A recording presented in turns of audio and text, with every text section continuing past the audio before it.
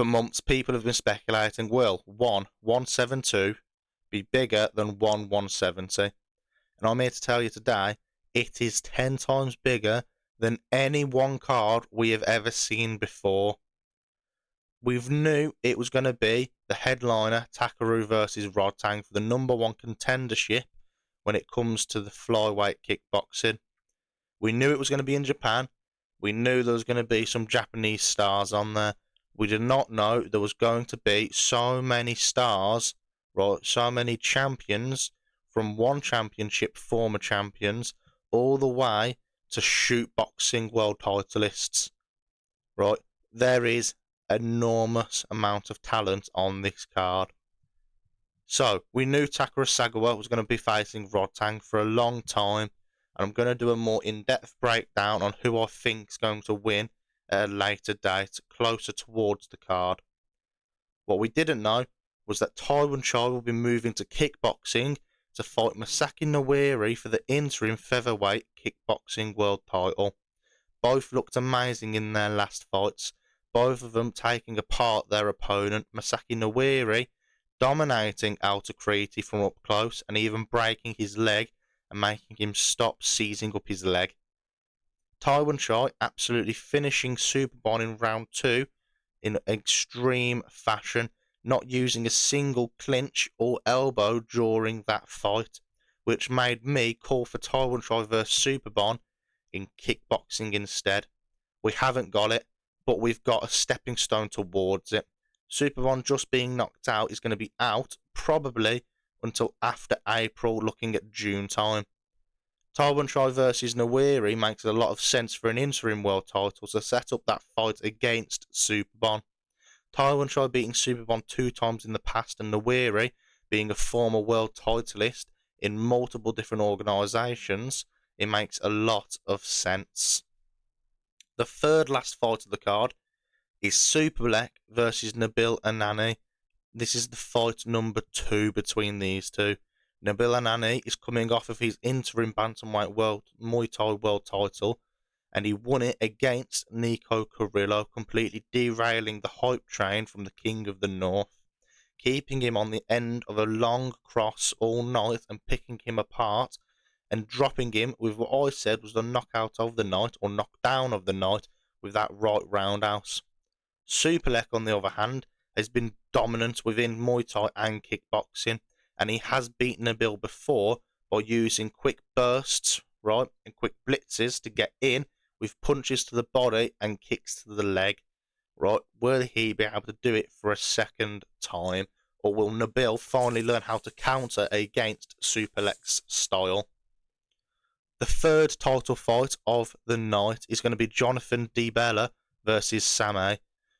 DiBella, obviously, he had to relinquish his kickboxing world title when he failed to make weight due to illness. He will be trying to get it back by a stepping stone with an interim fight against Same. This will be a very entertaining fight, right? But that's not all. We've also got Adrian Moraes versus Yuya Wakamatsu for the flyweight MMA world title. Again, this is the 4th world title fight, the first MMA fight of the night. It's going to be a very entertaining fight card with Japanese fighters and title holders and ex-champions littered across all of these cards. We carry on down, right? We've got John Lineker fighting an ex-MMA world titleist. Shinya Aoki, if I'm correct, is an ex-lightweight MMA world titleist. Edward Foliang, again, if I'm correct, former one lightweight world titleist. Right, this is a fight between former lightweight world title MMAs. Right, this is a fight between former kickboxing world titleists. Marat Grigorian, right, is on this card, so far down against Kaito Ono that you wouldn't even realise that they're on this card. Right?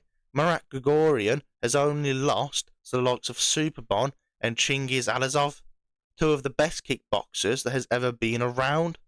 and he's taking on Kaito Ono, who has been a multiple shootbox world championship, world champion, right, with kickboxing, and a rising Japanese star. Everyone on this undercard, well, I say undercard, it's not even an undercard, every Japanese fighter on this card has held world titles, right, in Japan and across fucking Asia. Suri Yanlek is on this card, taking on Kumagai. Suri Yanlek coming back against Tantzin and winning after getting his leg absolutely destroyed. This card is stacked. So whatever you're doing, right, when this card is taking place, you have to be watching this card. There is no way that this card is actually going to sit here and people aren't going to watch it. This is one of the best cards I've ever seen when it comes to the One Championship. They are absolutely doing one over the UFC at the moment when it comes to the quality of their cards.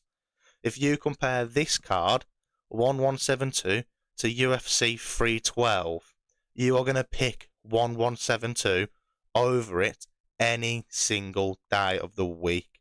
That is how good this card is at the moment. Right, I can't wait for it. 4 title fights and 12 blockbuster fights. This is one for the ages, and I'm happy Japan is finally getting a massive card that they deserve.